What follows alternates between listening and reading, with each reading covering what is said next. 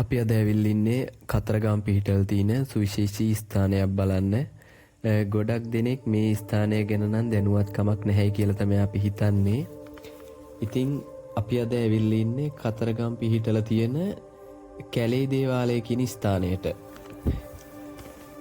ඉතින් අපි ගිහිල්ලා බලමු කොහොමද කියලා මේ ස්ථානයේ විස්තර.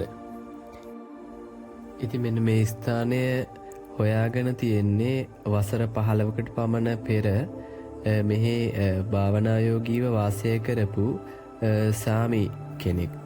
ඉතින් එතුමා මේ භාවනායෝගීව මෙම ස්ථානයේ සිටින විට ඒ කියන්නේ ශිව දෙවියන් හා කතරගම දෙවියන් ජීවමානව දැකලා තිනවා කියලා තමයි කියන්නේ.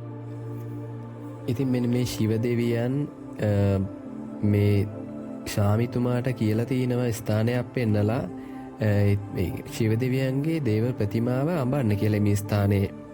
ඉතින් මෙන්න මේ සාමිතුමා ඒ කියන්නේ හුඹස් මැටියෙන් මෙම ඒ ශිව ප්‍රතිමාව අඹන්න පටන් ගෙන තිනවා. ඊට පස්සේ මේ පිළිමය අඹාගෙන යනකොට එකපාරටම ස්වභාවිකව මේ රූපය ඇඹිලා තියෙනවා.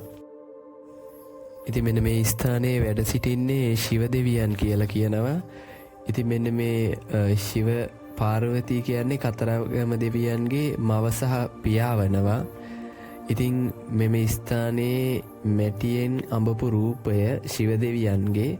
ඉතින් මහා ශිවරාත්‍රිය දිනයට කිරිකල 1000කට වැඩි ප්‍රමාණයකින් නහවනවා.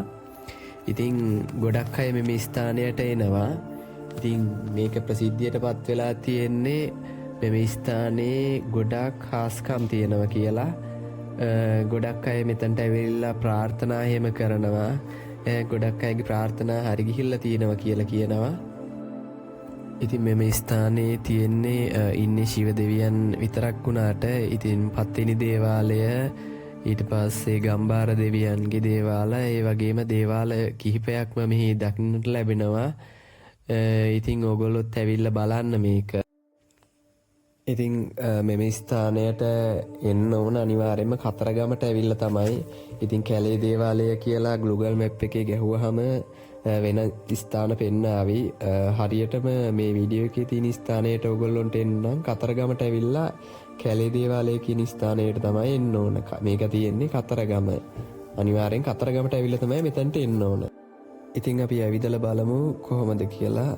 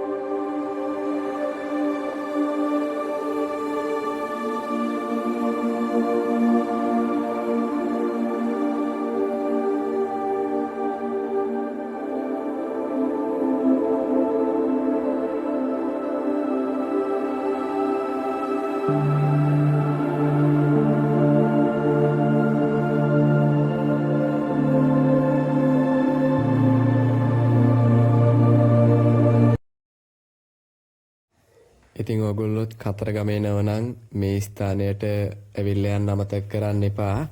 ඉතින් ඔයගොල්ලෝ කතරගම එනවනම් මේ ස්ථානයට ඇවිල්ලා අනිවාර්යයෙන්ම ප්‍රාර්ථනාවක් කරලා යන්න අමතක කරන්න එපා. ඒ වගේම අපේ channel එකත් subscribe කරගෙන යන්න අමතක කරන්න එපා.